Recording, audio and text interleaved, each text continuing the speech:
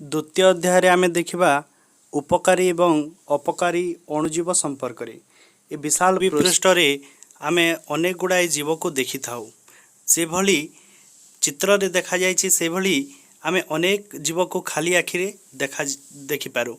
मात्र मध्य किछि जीव अछंती जेउ माने को आमे खाली आखि रे देखि पारू नाहु। खाली आखि रे देखा जानती नाही। केवल अणुवीक्षण यंत्र साहाय्य रे ही आमे सेमानंकु देखि पारिबा। जदि आमे अणुवीक्षण यंत्र रे देखिबा तेबे सेमाने एभली देखा जिवे।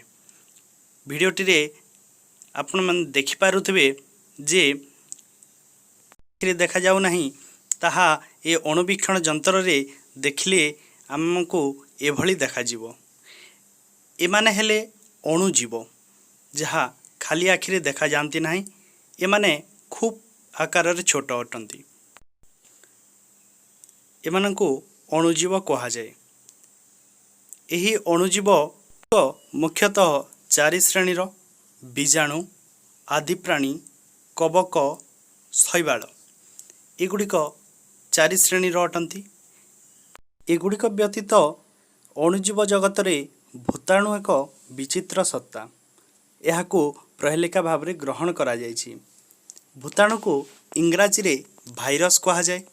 शब्दटी रे हमें पूर्वरु परिचित अछि। भाइरस बा भूताणु रो आकार एते छोट जे एहा अणुवीक्षण यंत्र रे मध्य देखा जाय नाही। एहा केवल इलेक्ट्रॉनिक अणुवीक्षण यंत्र रे एक फोटोग्राफी प्लेट रे एहार छवि निया जायथे। एही छवि भूताणु रो प्रकृत मापर प्राय 20,000 गुण।